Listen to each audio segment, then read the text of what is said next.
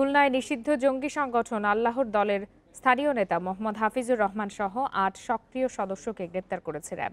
গতরাতে নগরীর লবণচড়া থানার সালাউদ্দিন ইউসুফ আলী সরকারি প্রাথমিক বিদ্যালয়ের পাশের একটি ওয়ার্কশপ থেকে তাদের গ্রেপ্তার করা হয়।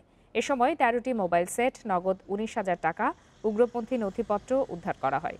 গ্রেপ্তারকৃতরা হলেন মোহাম্মদ জিল্লুর রহমান, মোহাম্মদ আলমগীর হোসেন মুন্সি, মোহাম্মদ কাইয়ুম হোসেন, রাজিবুল আলম, মোহাম্মদ সুমন ব্যাপারী, মোহাম্মদ মুস্তাকিন হোসেন ও মোহাম্মদ জাহাঙ্গীর।